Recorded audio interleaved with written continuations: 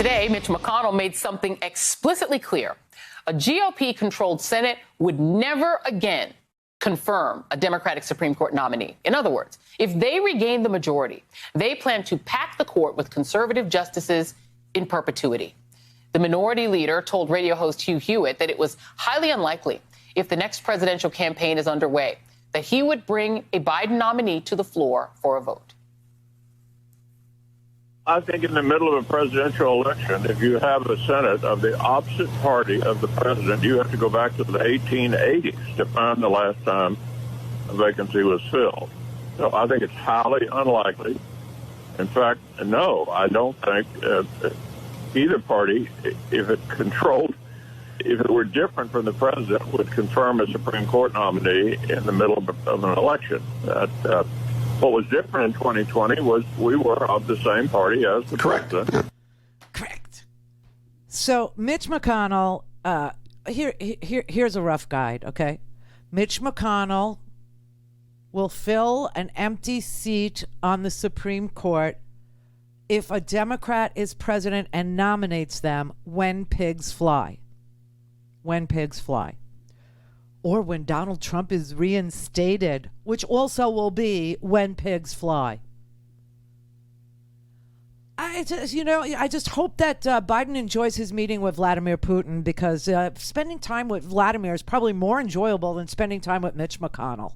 I swear to God, this man is such an impediment to democracy and progress. He doesn't want to investigate an insurrection at the Capitol. That he got on the Senate floor and said the president is responsible. The president and some other powerful allies, they lied to the American people and they caused this hatred and they caused this violence, and I blame them. But I don't want to investigate anything. I don't want to know. I don't want to get to the bottom of why we have domestic terrorists in this country. I just want to move on.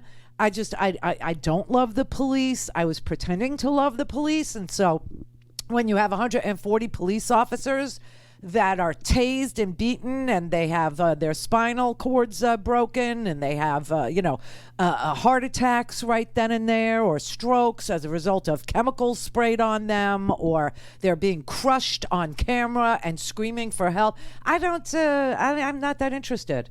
I'm not that interested. That's another thing he said. He's not going to investigate the insurrection. No, doesn't want to. Late last week, the Democratic leader and the Democratic whip gave in to the urge to pick at the scab of politically motivated investigations that have become their party's favorite weapon against the previous administration. Mitch, shut up. Also, he doesn't want to investigate the spying that occurred at the DOJ against Democratic enemies and the enemies of the people, the press. The free and fair press.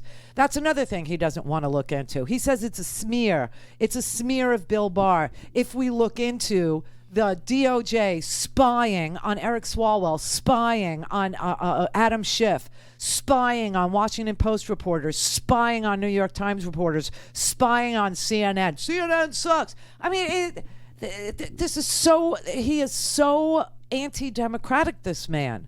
Because he makes money being an autocrat. He makes a lot of it. The donors love Mitch McConnell's hands-off attitude when it comes to their wrongdoing, and this endless investigatory route that they take whenever the Democrats are in charge. It's really sad. It's really sick. It's unbelievable how all that exists for Mitch McConnell is donor money and politics.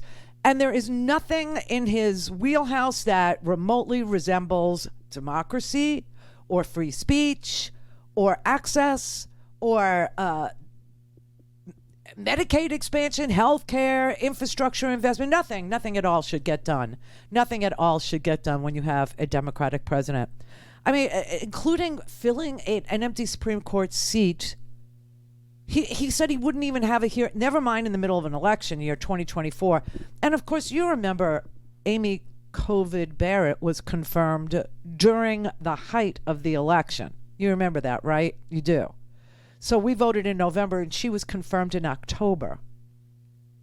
Yeah. 8 days after Ruth Bader Ginsburg passed away, 8 days later, we had her name. Mitch McConnell put her name.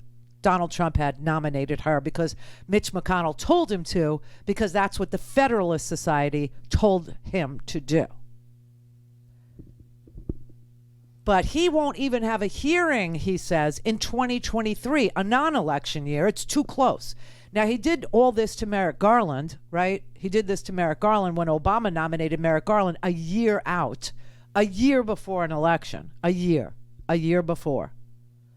And he's just going back to the same playbook, the do nothing for anybody that, votes in the majority. So I'm telling you, the idea that Republicans got from all of this is no matter what the American people vote for, no matter what the American people say they want, whether it's in a red state like Missouri and they say that they want Medicaid expansion, whether it's 7 million more people voting for Biden because they didn't like the Amy COVID Barrett crap that they saw, and it motivated them to get up and go out and vote, or they voted because they didn't like Donald Trump, and the racism, and they wanted that to come to a screeching halt. The lesson that the Republicans took from that was we need to fix elections better, and if people still overcome all of the suppression efforts that we put in place, we need to take unto ourselves the ability to ignore the will of the people. That's what Mitch McConnell is saying right there. He's saying that even though we all voted for a Democratic president, 7 million more of us and 74 more electoral votes went to Joe Biden than did Donald Trump. Joe Biden got 306 electoral votes. It doesn't matter to Mitch McConnell. He will do exactly what Missouri is doing to its voters. Ignore them. Ignore them. Refuse to fund it. Refuse to bring it up for a vote. Refuse to, even have a hearing. Refuse to debate. Refuse everything. Just use whatever political tools you have to undo the will of the American people. Listen, I got news for you. That is not a democracy. I don't know what it is at this point. It seems like an oligarchy to me, where people are being, let's say, put into leadership positions based on their ability to raise corporate dollars. The only reason why Mitch McConnell is the leader is because Mitch McConnell raises more money than anybody else. I mean, we don't have anything that resembles a democracy now. We just don't. We either have, we came very close to autocracy. We came very close to being Russia, where, there's fake elections in Russia, right? It seems like there's elections in Russia, but of course, Putin just goes right ahead and arrests anybody that would run against him. And if he doesn't arrest them, then he poisons them or tries to have them killed. And then if they survive, he has them arrested and thrown in jail, right? So we came very close. I mean, in his second term of Donald Trump, you can best believe that the lock her up crowd would have bypassed the Department of Justice completely. And Donald Trump would have had his flying monkeys, his terrorists, go and arrest any opponent.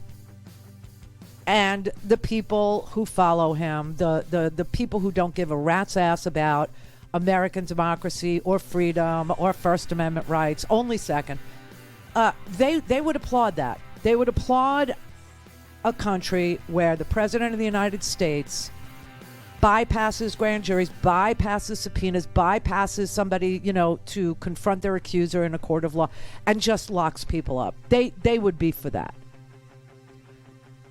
They are domestic terrorists, and we do have a freaking problem in this country. We do. Don't have time to listen to the live show? Want to hear more on your schedule? Go to RandiRhodes.com and buy a stinking podcast.